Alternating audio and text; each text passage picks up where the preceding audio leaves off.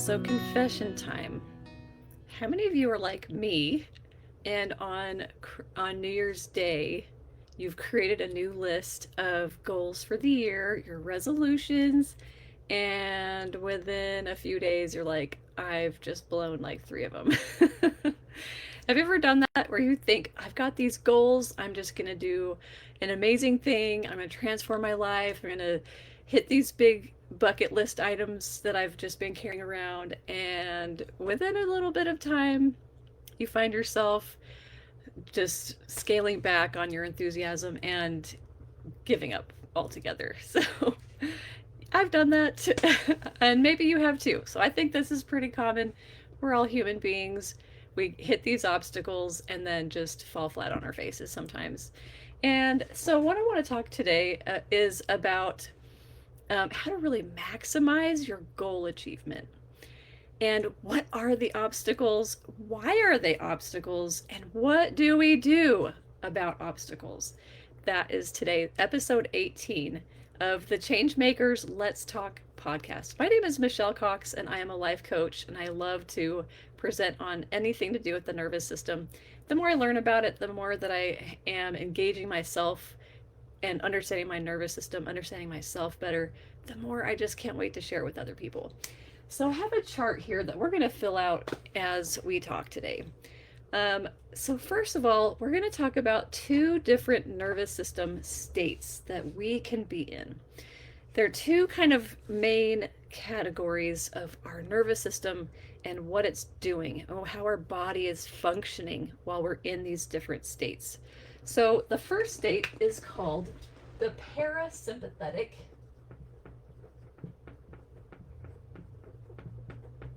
And this is when your body's functions, your systems are all just kind of humming along and doing what they're supposed to do. Your food is coming into your body, your digestive system is processing it, pulling out the things you don't need and sending them down to your gut, and the things you do need are being absorbed and being used. Everything's wonderful, you feel great, and that's just the normal process. Your heart is beating at a healthy rate, your blood is flowing. This is parasympathetic. Everything is just kind of doing what it's supposed to do. And then we also have a different system that we might go into in our nervous system, and that is called sympathetic.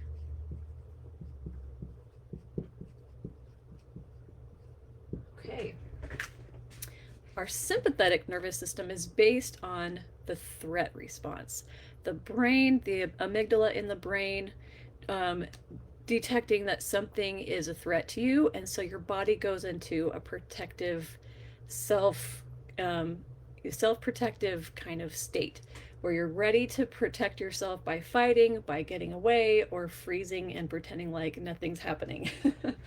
Okay, so sympathetic can then be charged into can charge your body into a lot of different experiences. So we're going to continue with this and show you how all of this can relate to how you face obstacles to your goals and what it means and how you can address these underlying issues. Okay, so let's continue building this chart here. So in the parasympathetic nervous system state, you kind of are in a mode that professionals and all the people out there love to call rest and digest.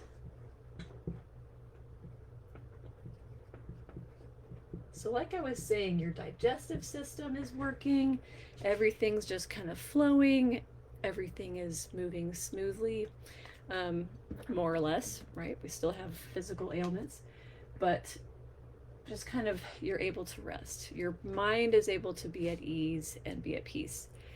And it's like people like to describe your thinking brain, the prefrontal cortex is like the CEO of your body, and it's functioning. Because the condition I want to talk about actually is a continuum between agency and compulsion. Your mind is either thinking, I'm going to choose my behavior, I choose it, or I'm going to be in a compulsive state where I just sort of do things on the whim. I don't really think about long term. I'm just sort of flying by in the moment. And so there's kind of these two different conditions, right? So parasympathetic, you can rest and digest. Your CEO is on. You're able to kind of think and reason. We'll talk about that more in a minute. And then there's kind of this continuum here, agency versus compulsion. Now, what are the modes here in the sympathetic nervous system state? We've got fight, flight, freeze. And there are other sympathetic nervous system states, but those are the three main ones I want to talk about. And so you have a condition of compulsion. When you're in the sympathetic nervous system state, you go into fight, flight, freeze. And I'll put right here, this is the threat response.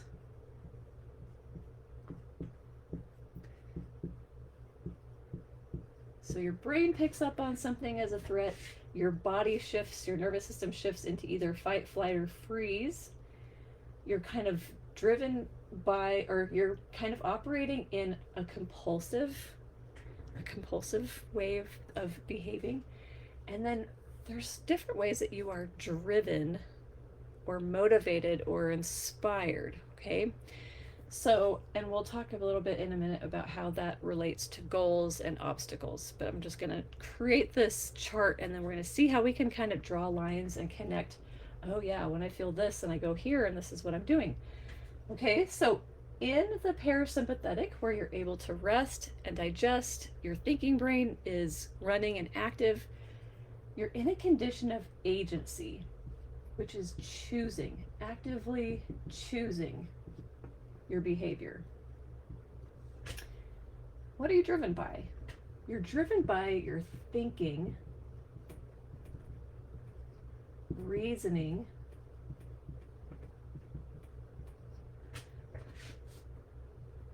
and even self-denial, because you can see the bigger picture, where if your goal is weight loss and you are staying with it and you're not allowing yourself to go into fight or flight or freeze, and we'll talk about how to do that, but you're going to be able to see the bigger picture and say, oh, this cookie or this huge cake looks so amazing, but this is my goal, and so that's not going to help me reach my goal. So I'm just going to not choose to have that cake. And that's really what it comes down to. It's not that easy sometimes, right? But when we start to get ourselves back into our agency condition, then we're able to calm these triggers that are the obstacles. We'll talk more about that in a moment. So we can be driven by self-denial, seeing the bigger picture.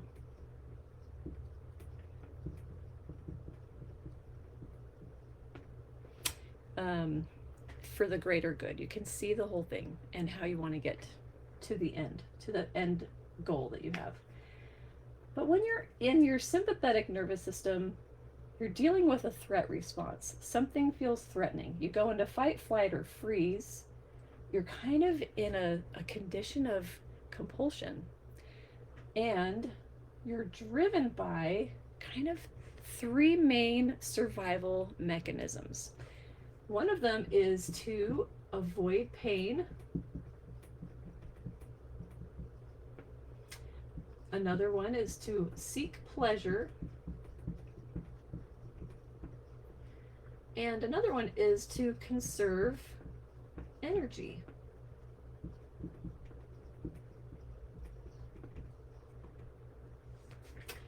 Okay, so let's take a look at what could be happening when we run into an obstacle. Weight loss is a common one for a goal that people might have. So if we use that as an example. Now, the goal is to, say, lose 30 pounds or 50 or whatever it might be, some number that you and your doctor have talked about and said, okay, if I were to lose this much weight, make these other changes in my life, and then I will be in better health. And that's really important. You might have other markers, and it's really helpful when you have a goal to have something that is really quantifiable, that you can measure. You can see, oh, your cholesterol level is better, your blood sugar level is better. You're able to go for a walk longer. You can walk for a half a mile before getting really exhausted. Or now you can walk a whole mile, or you can run 3 miles, whatever it might be, right? There's something that's kind of quantifiable that you can count. That's super helpful with a goal. But I'm not going to say never set a goal that isn't quantifiable, because there are ways that you can better your life and you should do it. Just do it, right?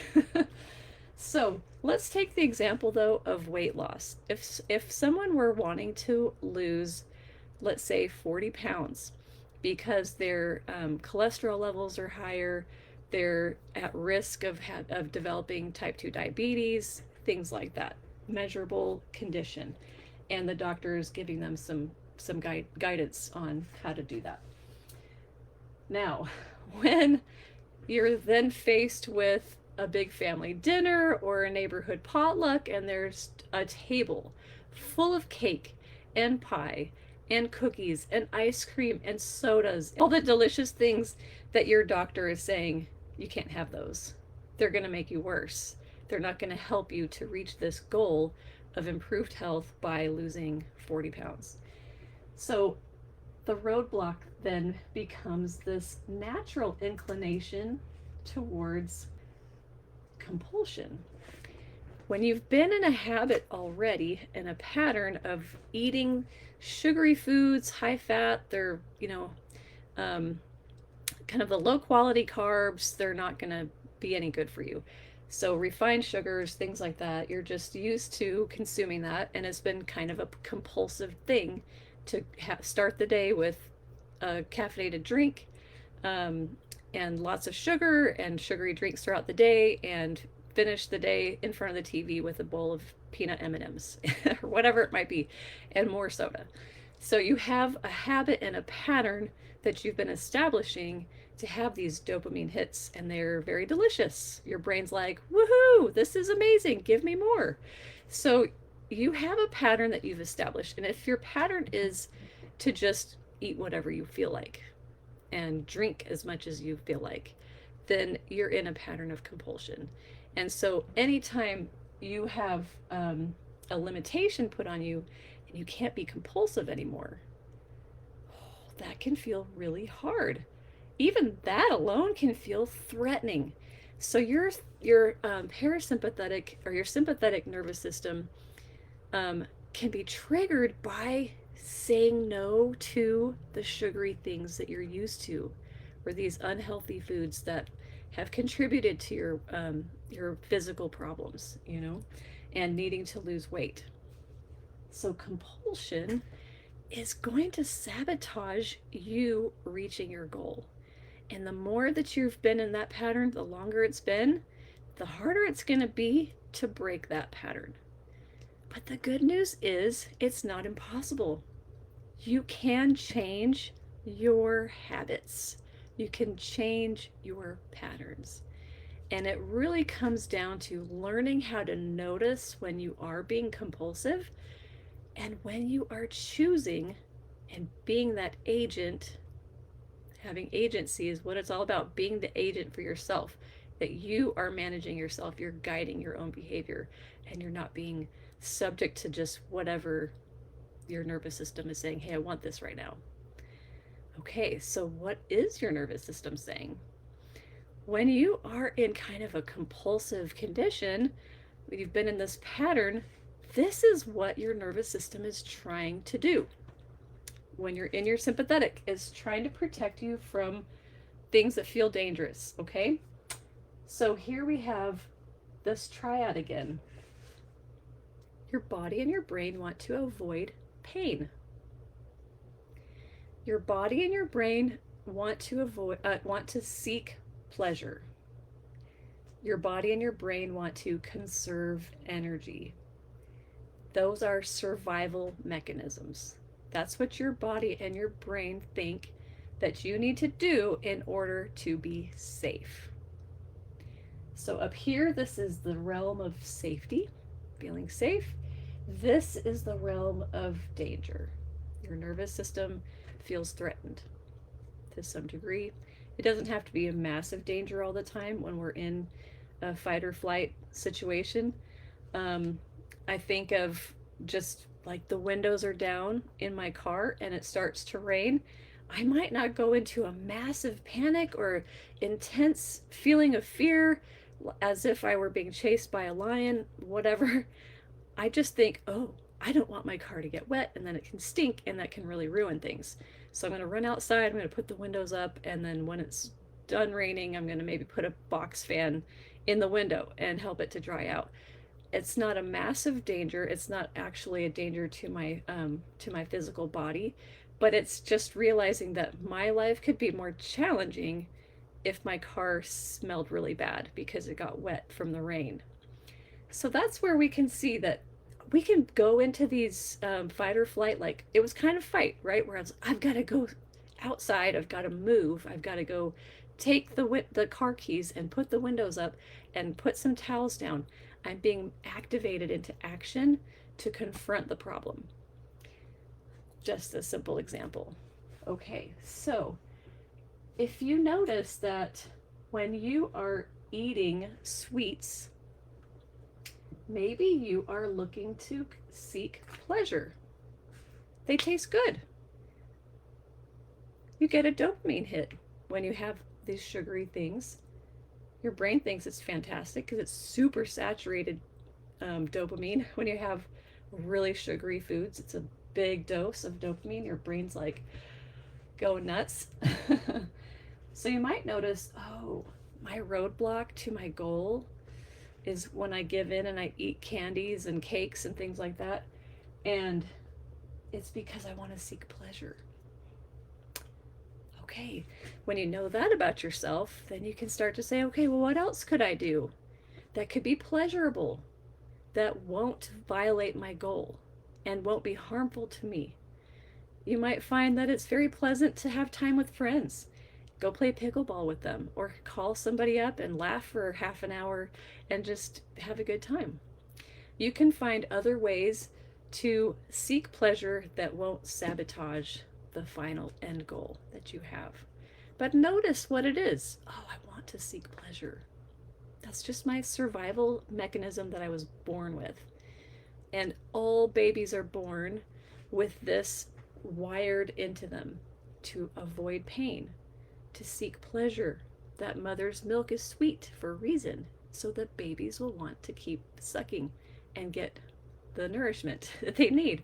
They have no concept of calories and I need so much fat every day so that my brain can continue to develop. They have no idea about that. We had no idea when we were babies, but we did have it wired into us to seek pleasure.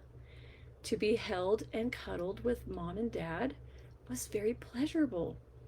We sought that out. As babies, we learned how to make eye contact, and it's instinctive for a newborn to look for the eyes of the parents, the caregivers, and then to bond and look deeply. Little babies just, they can look deep into your soul and never blink because they are wired. We are wired to make connection, and it's pleasurable. It feels good. These are good things. We also want to conserve energy. We are wired to know we need to sleep. Babies need to sleep. We need to sleep. We need to slow down at times. We can feel that we're overworked, we're running out, we're just getting ragged. And then we want to avoid pain, things that hurt, literally, a burn on your skin. You're not going to touch the hot stove again. You're going to be really careful when you're taking something out of the oven, or if you're building a campfire, you know what to do to avoid pain. Again, these are just survival instincts that we have to have, and they keep us safe and they keep us alive. But when it comes to our goals and our obstacles, we might be able to tell that the obstacle lines up with one of these three survival instincts. And that's why it feels uncomfortable. And that's why we start to lose momentum and we start to lose that motivation to stick with this plan that we've made. Oh, but if I'm going to lose this weight, it means I have to get up and I have to walk. I have to maybe lift weights, or I have to drink more water and I get so bored of water. Whatever you might be thinking, this is going to be hard because it feels painful, because it's not pleasant, because I definitely am not conserving energy when I'm exercising. So notice which one of these three is being pushed against and kind of um, not allowed to be, that you're not allowed to be compulsive and satisfy. Which one is it? What are your obstacles?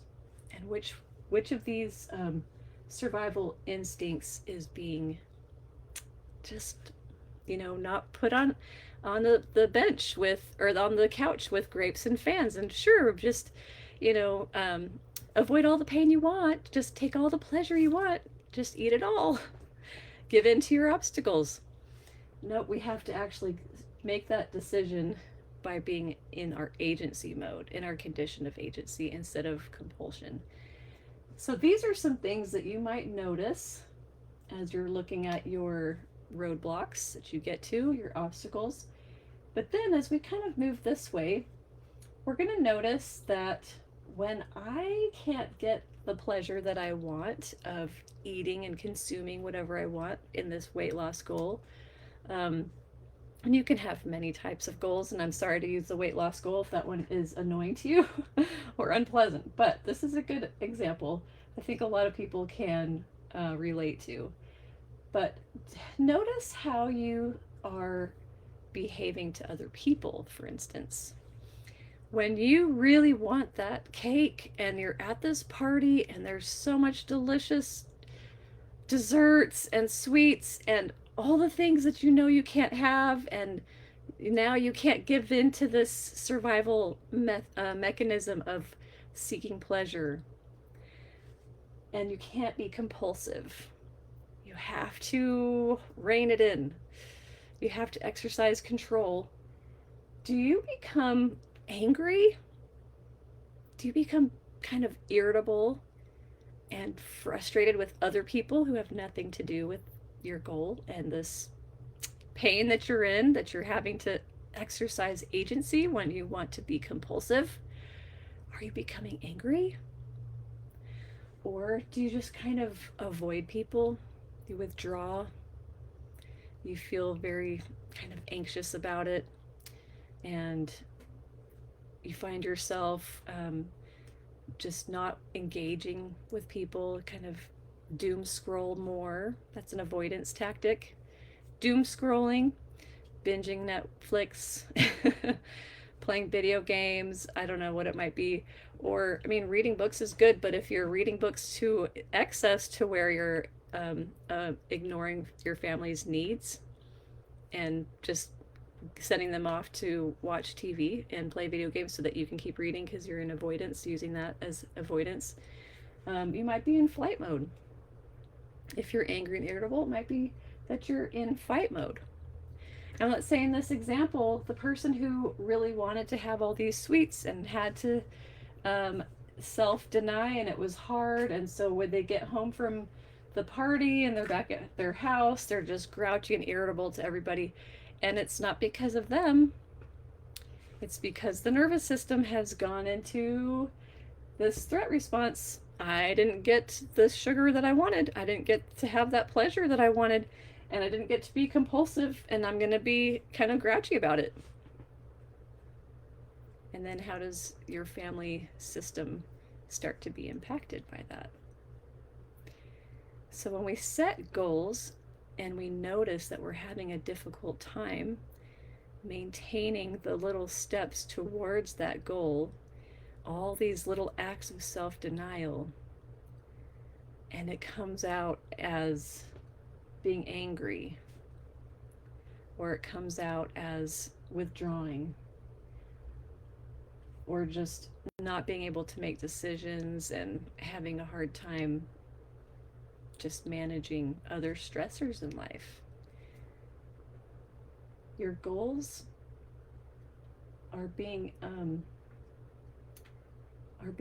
heavily influenced and impacted by this threat response.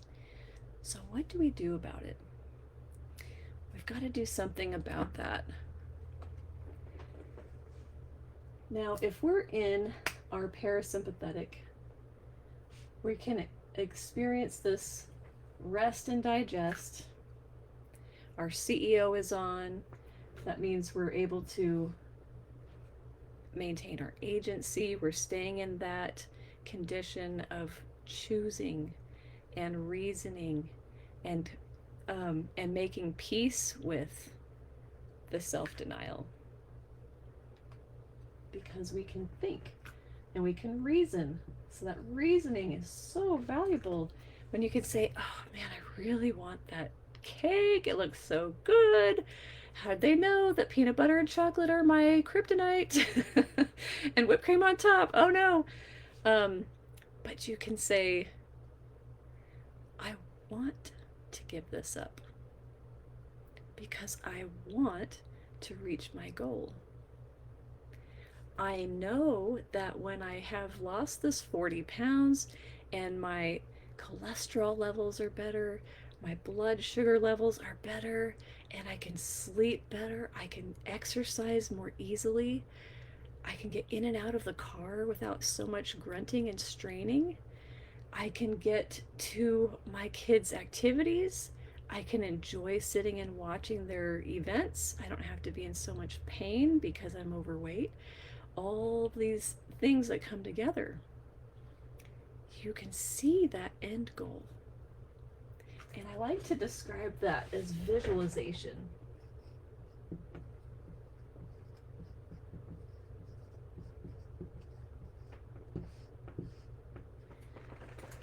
When we can visualize and think about this end result that we want, we see ourselves there and maybe beyond. I've lost the 40 pounds and now I'm 2 months down the road and I feel so good. Seeing that in your mind creates neural pathways. So your brain believes that you're already there, your body believes that you're already there, and you can manage this compulsion that you had created. You can manage it better because you are the one who's deciding who you really are. You have strong neural pathways you've created, but you can slowly unwire them and redirect them to this visual that you have of the future, of you in your goal and beyond. Afterwards, you reach that goal, but you feel amazing down the road. I was looking at some Facebook posts because October is Sober October, and so I'm a big advocate for choosing to quit drinking, choosing to never start drinking. I'm a community partner for the Alcohol and Drug Awareness Council, so I am very enthusiastic about encouraging people to live in agency by not starting any sort of consumption behavior that can weaken that agency and then put you in a state of compulsion, and which leads to addiction. Okay, so I was just browsing, I was looking for a particular group that's local, and I just came across post after post after post of people who had been celebrating their anniversary of stopping their alcohol consumption. And one lady was like, it's been 2 months and I feel amazing. And someone else was saying, it's been 7 years, or it's been 14 years, or it's been 33 years. And I was just amazed by all these stories of people who set a goal and they've stuck with it. 2 months is very early on, but I give this woman total praise and 100% of my encouragement, and I believe in you. And the more that you can think of yourself when you're only 2 months in as the person's 33 years later, and you keep saying, oh, but I want to be that person. I want to be able to say, I've been sober a year. I want to be able to say, I've been sober for 5 years. And that motivates you because that becomes your identity.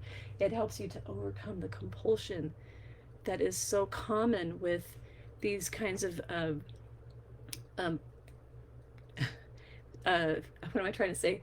Like things that you can consume, consumables that, give you these strong dopamine hits and rewire your brain to want more of it. the other thing I want to say. Okay, dopamine. Okay, dopamine is not entirely bad.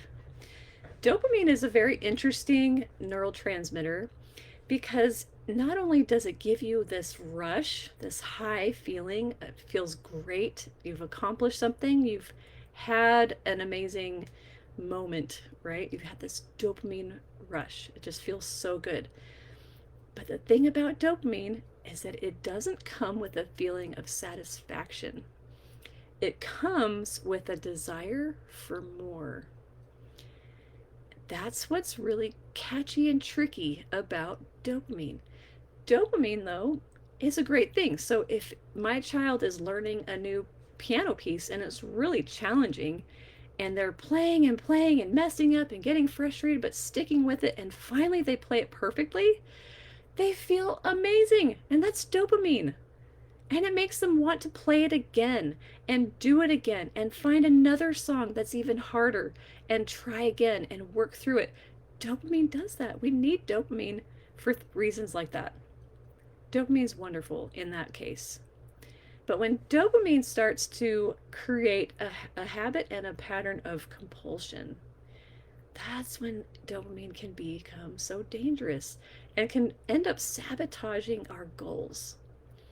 So take note as you're going about your day, as you are creating goals, write down these small little steps that you need to take that would help you to reach that goal.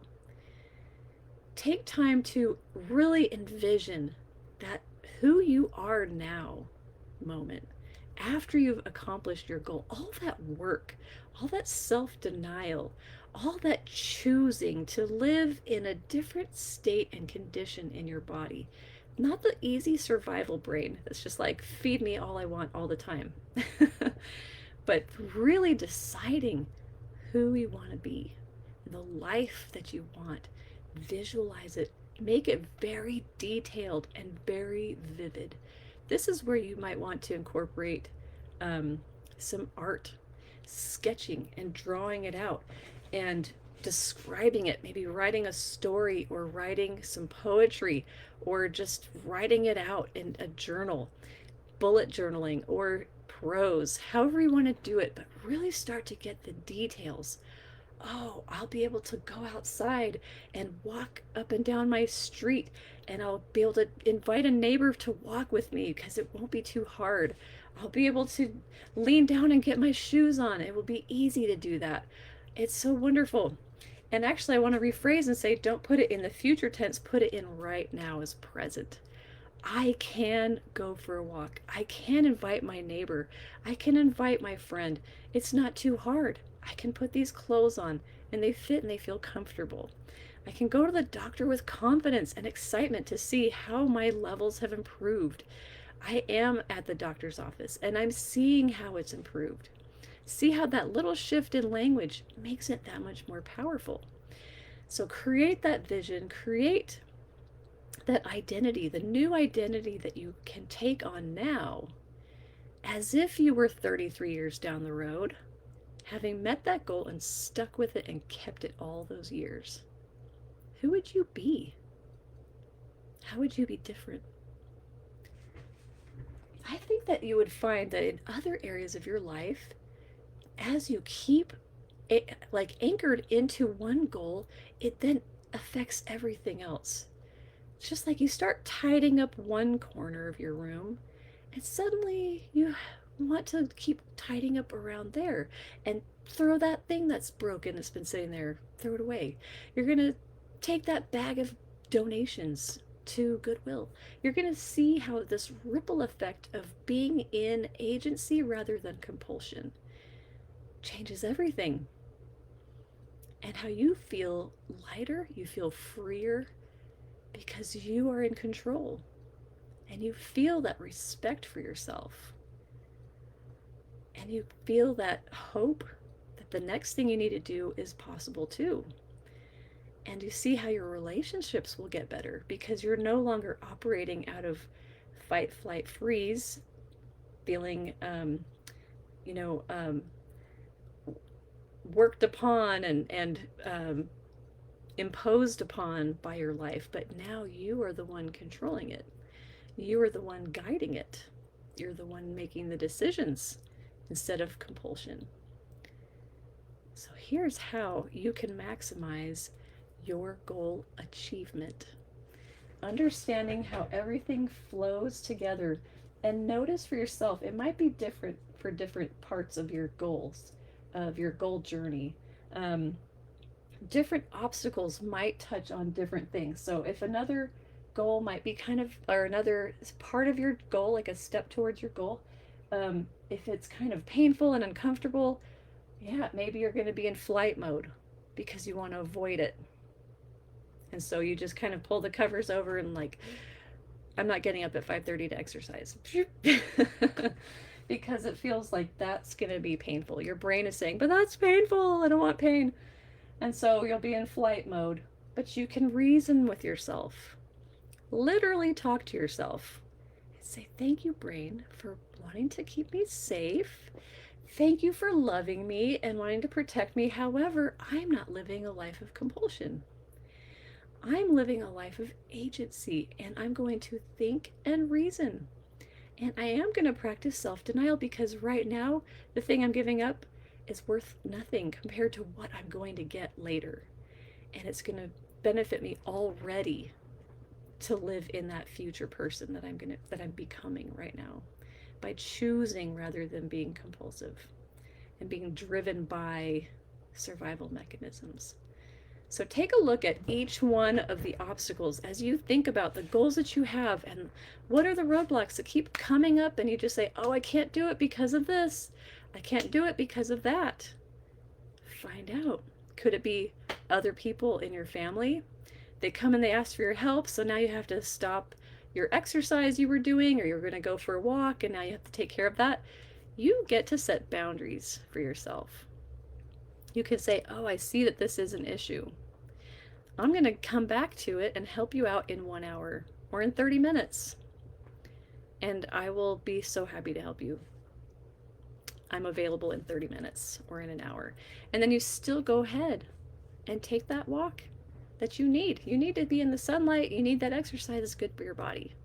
And it's going to help you with your goal, if it's this weight loss goal example that we're talking about. So think about how you can actually set boundaries. I will help you in 30 minutes. I will help you in an hour. I need to take care of this. You don't have to give reasons and explanations. That's up to you. But you can say, oh, I'll be ready. I'll be available in an hour. And then continue with whatever your goal is that you need to do. Maybe you're studying. Maybe you're getting an advanced degree, and you have to have time to do work for that. Or anything else. Even if it's a pleasurable thing, you want to paint, you want to create a painting, you get to set and carve that time and say, I'll be available in an hour. And during that hour, you get to paint and have a wonderful time and feel that life flowing into you of creativity and taking care of a goal that you have, taking care of yourself, giving yourself that respect that you get to have. You do deserve it. Good luck with your goals. And please message me if you have questions, if you want to work through this whole cycle, you're trying to figure it out. Why are my obstacles coming up? What do I do with them? I don't understand what's happening. We can use this model. We can work through it together. So go ahead and email me at michellecox.mindset@gmail.com. Love to help you out. So thank you for joining me today, and we'll see you again next week on Let's Talk.